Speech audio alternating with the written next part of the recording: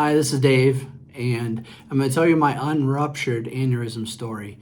And basically, I'm doing this because Kennedy Kirsch, a brave young lady, did a video similar, and it really helped me out. And I thought I would share my experience because once you find out once you find out you have an aneurysm, it's scary. It puts you into a whole level of worry, and you're not really sure exactly what to do, what's next. You know, the doctors will schedule tests for you. You're worried about MRA, you're worried about angiogram. So I'm going to kind of walk you through some of these things to help explain some things. But first, my story, I guess, in 2012, I was diagnosed with a wide neck aneurysm. It was 3 millimeter by 3 millimeter by 4 millimeter. It was a left A1, A2, hyplasia of right A1. And basically, it was, it looked like a chef hat. It had 2 daughter sacs. So it kind of looked like this. And the aneurysm was a wide neck, and it had 2 thin spots here and here. So a lot of times they would come in and coil them, but because it was a wide neck, they could not coil that. And at that point in time, they figured that surgery was probably more risk than stop and waiting. So I went for 3 months, I went for 6 months, I went for 1 year, I went to 2 years, and I went, and the 5th year changed for me. During those times, 3, 6, 1, and 2, my aneurysm did not change. You look at the reports and it says 3.5 millimeter, 4 millimeter, 3.2 millimeter. So it's real hard to determine if in fact that was an error on their part or if it did in fact grow. But your neurologist will take a look at it and compare the CT scans and tell you, and they confirmed that it did not grow for me. So I had an option. On year 5, I switched doctors. My neurologist at the current hospital that I went through, he was no longer there. And I kind of switched hospitals anyways because my primary care physician left. And so I went searching for a new one, and I finally found one at a different hospital. So I get in there and have my 5-month, and the neurologist came to me and he said, we need to get this repaired ASAP. I do CrossFit. I like to do physical activity. I like to lift weights. I like to run. You know, I like to be active, and they told me to stop lifting over 40 pounds, and it was kind of crushing. Don't do CrossFit. And I'm like, So at that point in time, he wasn't sure if we should clip it or coil it because they came up with a new stent that you can coil. But clipping is a lot more, it's better, all right? It's permanent. Coiling, you still have to go back and have your yearly reviews, and it could change. The coiling could leak. There's all kinds of problems with coiling. And there's a lot of benefits too, depending on the shape of your aneurysm. But for my instance, we went with a clipping. The doctor at the time with the local hospital said that he wasn't sure. He was going to consult his team to see if he recommended clipping or coiling. At that point in time, I decided that I was going to go to Mayo Clinic. And the reason why I decided to go to Mayo Clinic is when I found out that I had my aneurysm, I had a severe migraine, and I started having migraines when I was 40, which is different. That's not usual. And that's when they found it. They thought I had a mini stroke. Turns out I went to Mayo Clinic, and they explained it to me that a full range migraine will start at your back, then you'll have auras, then you'll have pain, then you'll have vision. Well, auras here, vision. And then you're going to have slurring of the words. You're going to have numbness of your arms. And I had all that. I couldn't talk. So they had me all kinds of tests, but they told me I had an aneurysm. So I went to Mayo Clinic, and they said, yeah, they agree on the watch and wait and just so we're going to watch and wait. So I did that for 5 years. And on the 5th year, this doctor said, hey, let's do something. So I was a little scared about that, a little nervous. I always had it in the back of my mind whenever I had a headache. I would experience these 2-second headaches that would just hit, and I'm like, okay, is this going to be the one? So I think it bothered me more than I realized, but it was what it was. I went to Mayo Clinic and met with an amazing neurosurgeon, Dr. Lanzino.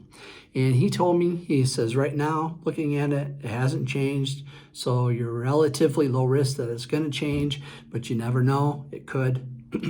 And a lot of times they do. He said, it's your choice. So at that point in time, I could not make up my mind. And we all agreed that we would wait one more year. So we did. We waited a year. And everything was going fine. Almost on January 4th of 2019, I was at work and I had this aura. And I knew it was going to be a very, very bad migraine. So I rushed home and I got home just in the nick of time. And sorry to be a little graphic here, but my migraine was so bad that when I have migraines, I'll usually throw up.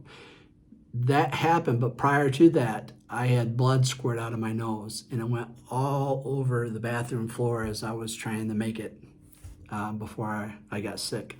So immediately I thought I was having my aneurysm, because they said it would be the worst pain you'd ever experience. In the back of my mind, I always thought, what is this? And it really did feel that way.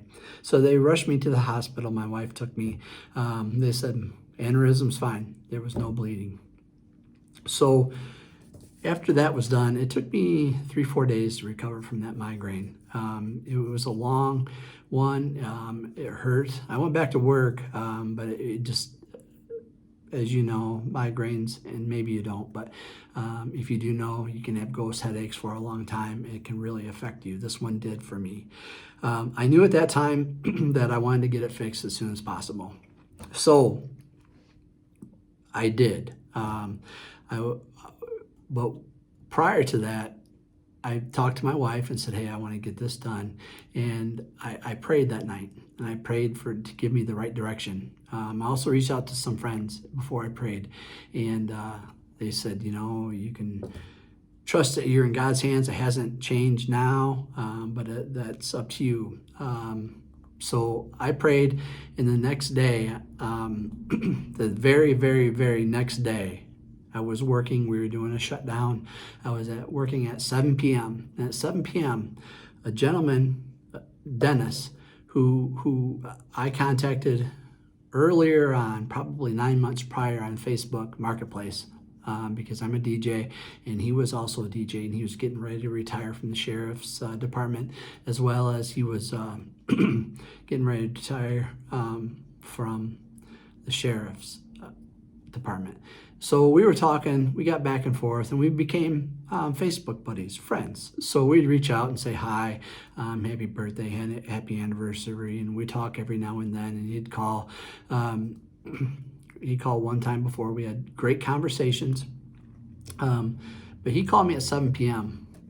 and he started talking about how he was scared about a medical procedure that he was going to have done, he had done. He told me that I do not like dentists. I don't go to dentists. I don't go to doctors or anything. He had a little health scare, so he had to go get a test. And he said finally his church and his family laid hands on him and prayed. And he said, you know what? It's not my choice. If it happens, then it's his plan. If I wake up in heaven, I wake up in heaven. If I wake up recovering, I wake up recovering. It's his plan. It's out of my control.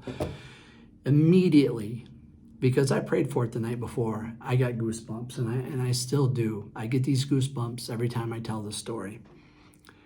Right then and there, I knew that I had to get this done. Secondly, I went on the Brain Aneurysm Foundation, and I also went on to Facebook has a lot of different groups and stuff. And let me look. The Brain Aneurysm AVM Community Together Survivor Support Association. So they're incredible. I reached out to everybody saying, hey, I've been dealing with this unruptured for 7 years. It's a wide neck.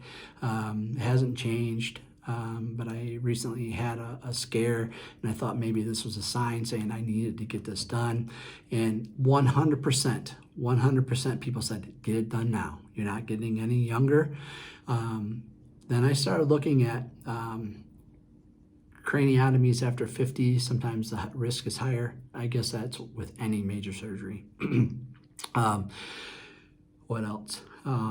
Your health could change. You could get diabetes. You could get, all kinds of different things can happen as you get older, and take care of it now. And one of the main things that really, and I wish I remembered the lady's name, she responded to me and she says, I wish I would have known, because right now I don't know who I am. I'm in a wheelchair. My life is gone. I don't know who I am. And that hit me like a rock. And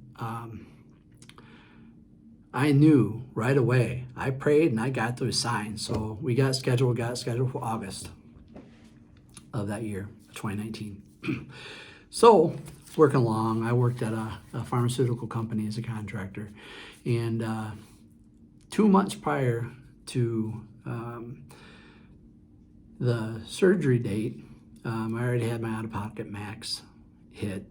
Everything was good insurance-wise. We were ready to roll. We are going to do it in August. We had it scheduled. It was going to be right before my daughter went back to school. So she'd have some time with me, and then I could rest during the day while she was at school.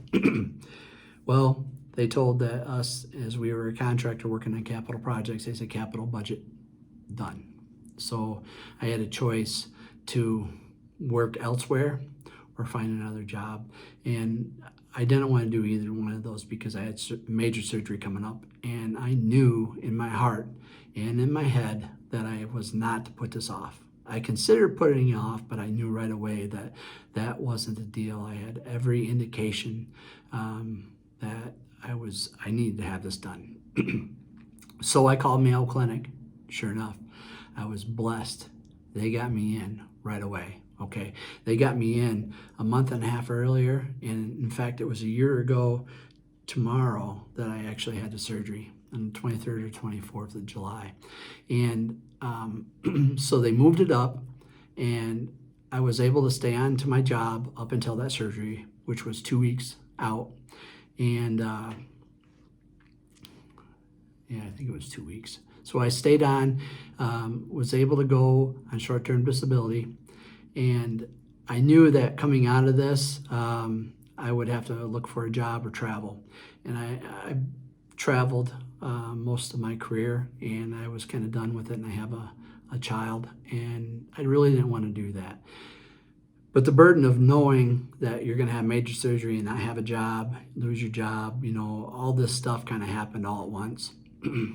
Another reason why I knew God had me is because right away I got an unsolicited call about, I'm a project manager, and they wanted a local construction firm was looking for a construction manager, project manager. And that right there gave me an immediate sense of less urgency, sense of, hey, God's got me through this process.